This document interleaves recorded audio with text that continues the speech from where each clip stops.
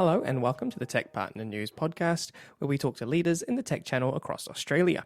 I'm your host, Ben Moore, and today I'm joined by Dave Stevens, founder and managing director of Brennan, one of Australia's biggest IT providers. But first, let's hear a message from our sponsor. There's a lot going on for Microsoft partners right now. Today's pressures, CSP program changes, compliance, security. Tomorrow's challenges, AI disruption, rising customer expectations. It's tough just keeping up, let alone getting ahead. That's where Dicker Data comes in. Australia's #1 Microsoft Cloud, Azure SMB and Copilot distributor. With 45 years experience and 28 local experts who know Microsoft inside out. They help you turn disruption into opportunity. With the right people, growth-led programs and exclusive partnerships. Make Microsoft work for you.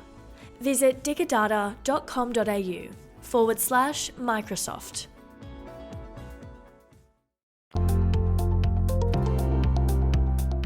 Welcome, Dave.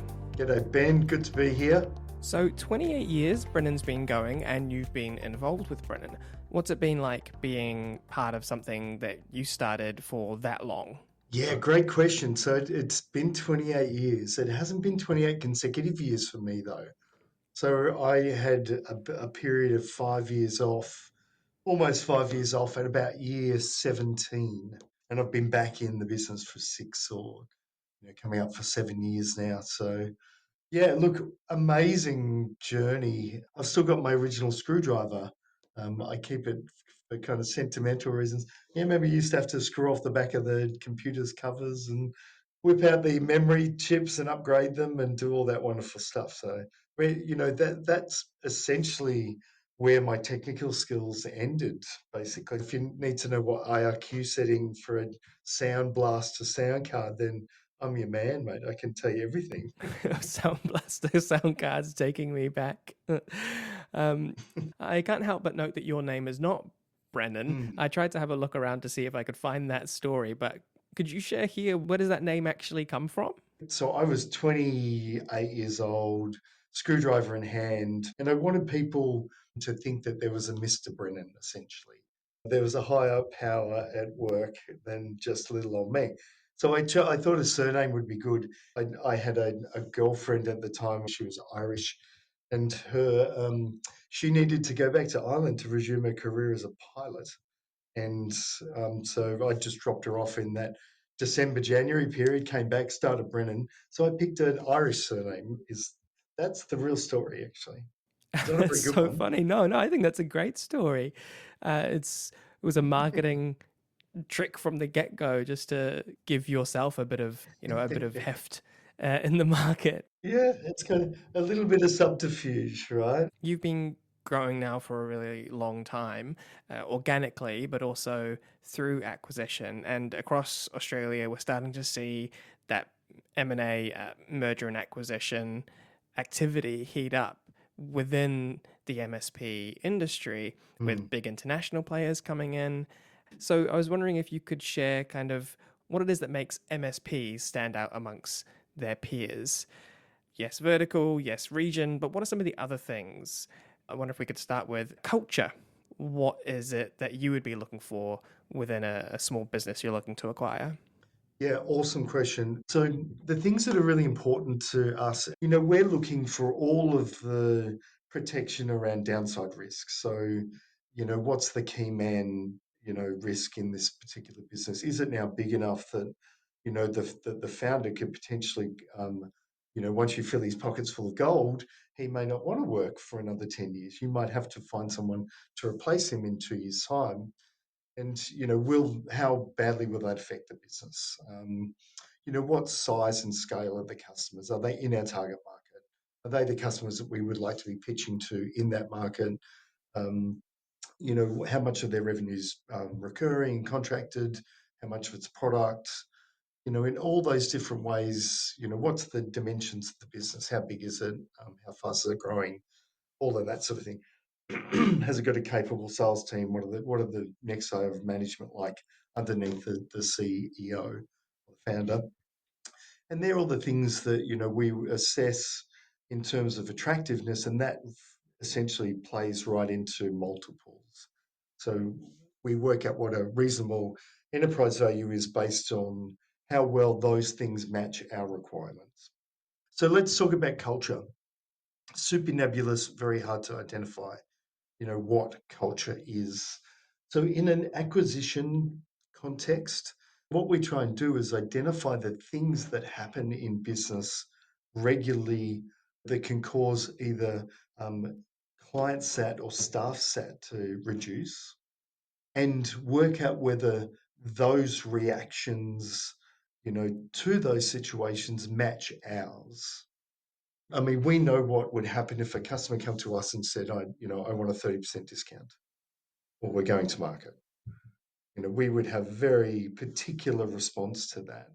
And so what we do is we assess, the target business's response to the same thing. And what we've found is that, especially in smaller companies, they're quite likely to say yes. Or they're quite likely to say, I can't do 30, but I'll give you 20. And in our case, we're much more likely to say, you should go to market and test us against the market. And, we'll back ourselves in that we might have to give you 5%, but we're certainly not giving you 20. And so that's, just one random, example that I use. But if we then acquire that company and all of their people have been used to being told yes to requests like that, and we start saying no, don't pass on that discount, let's take the risk and tell the customer to go to market, then that actually forces lots of friction in there. We've lived that experience before, that particular example. And what that does is start to erode the employee value proposition for the employees in the company that you purchase. It actually starts to then erode the customer value proposition. They're kind of going, what?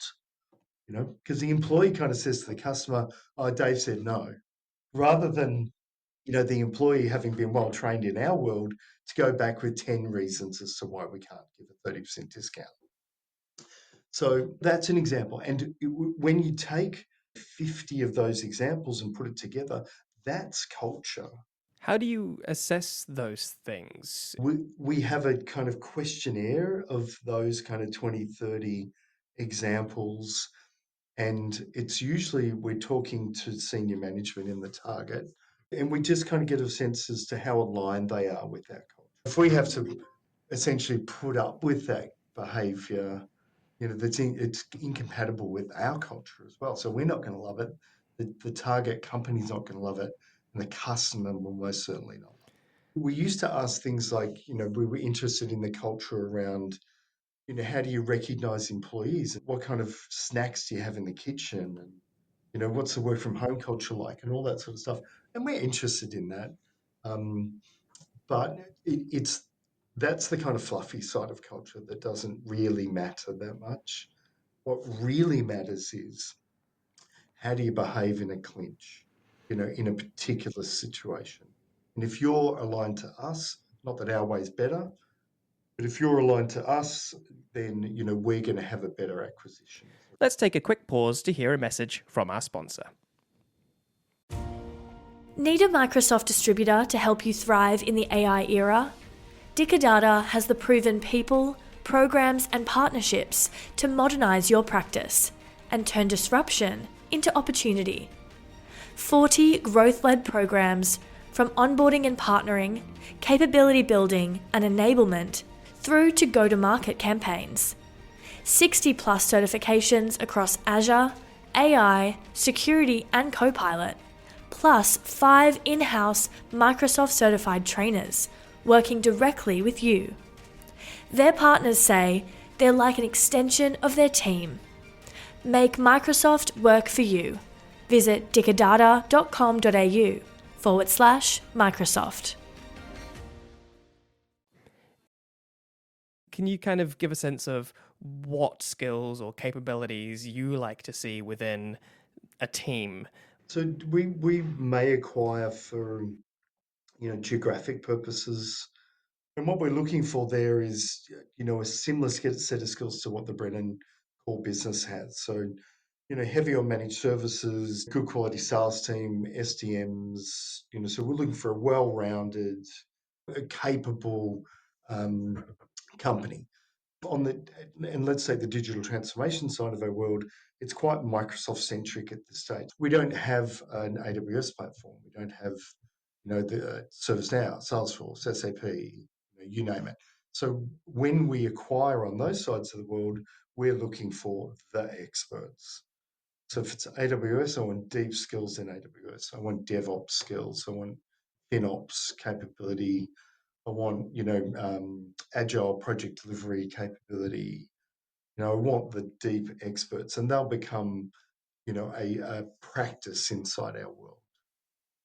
So they're probably the two dimensions when it comes to skill sets.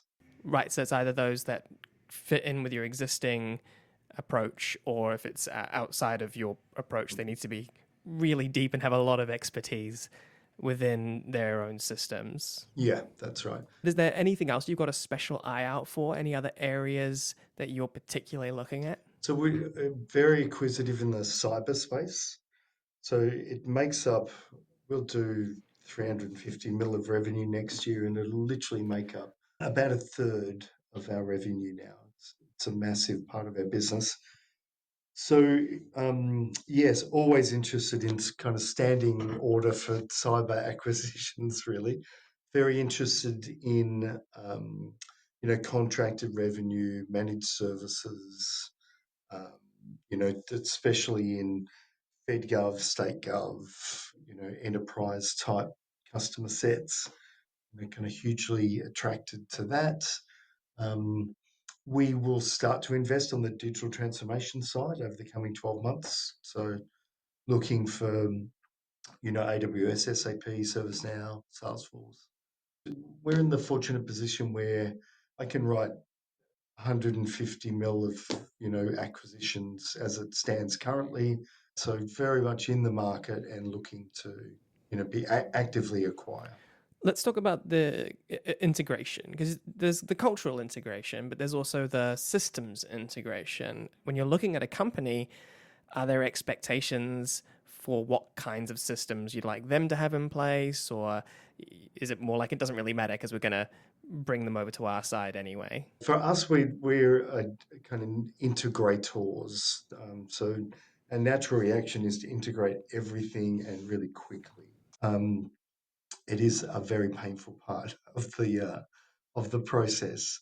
It's it does yield up benefits though. So the customers get some integration pain on the journey, but they also get these kind of integration benefits.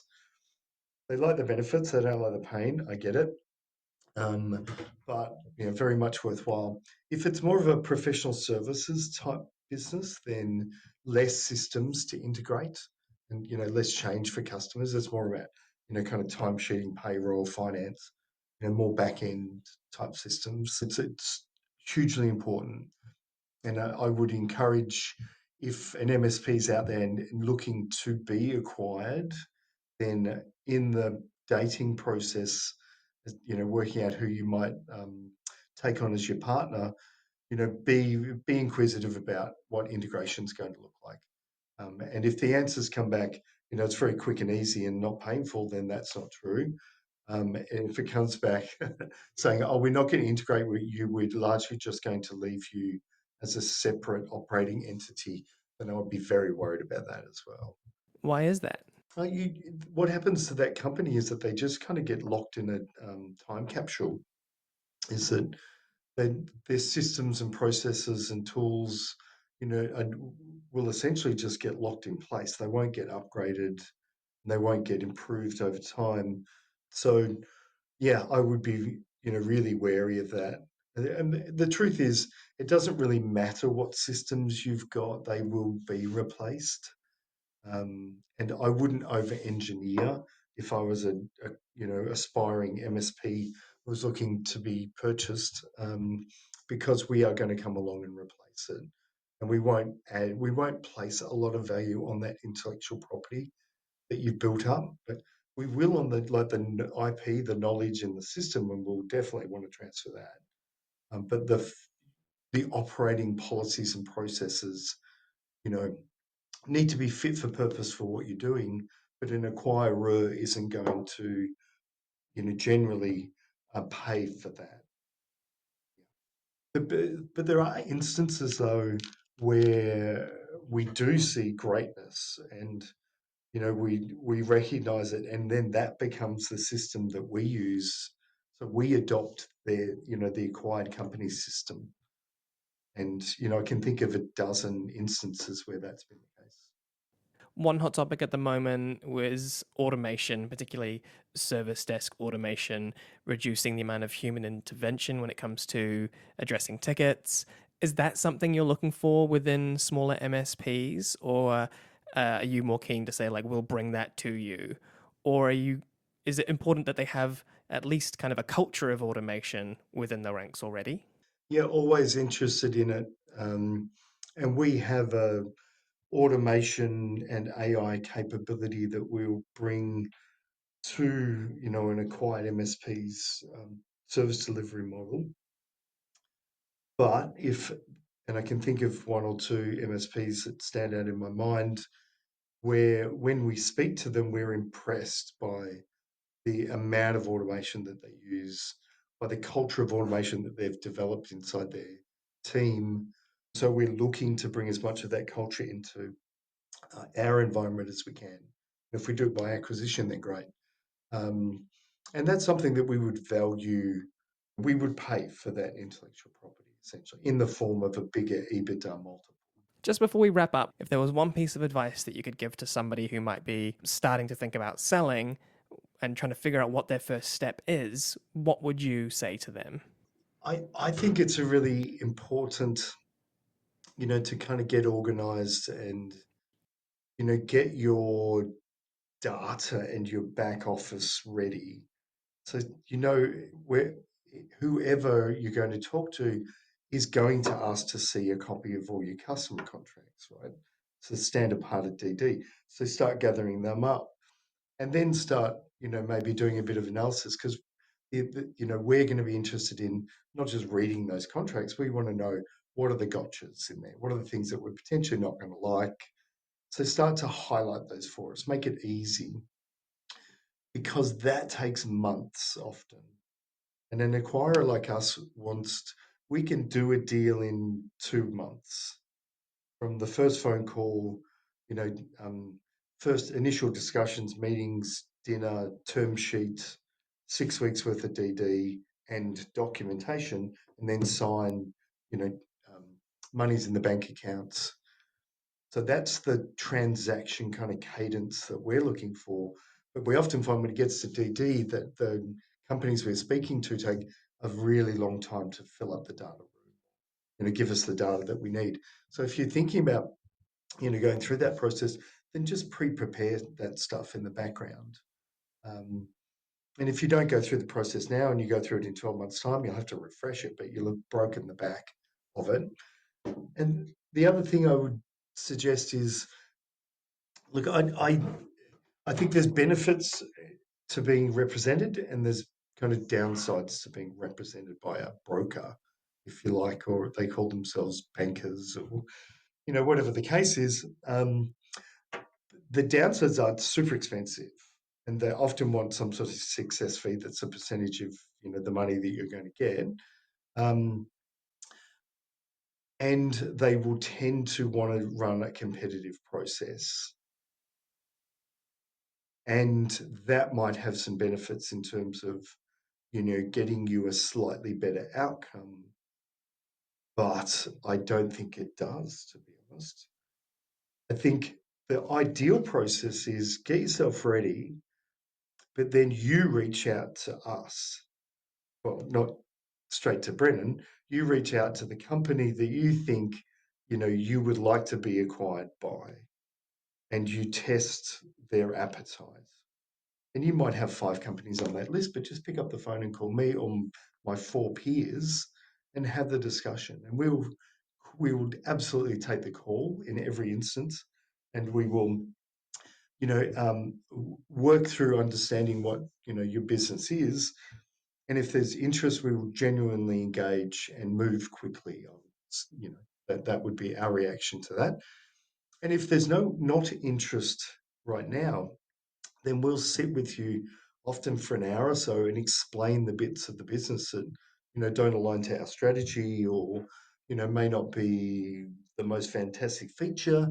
And, we'll go through and coach you essentially as to which parts of the business, might need a little bit of work. So that would be my advice. Get ready early. You do the reaching out. Don't wait for the world to come to you. I would not appoint an advisor necessarily, unless it was a $100 million company or something like that.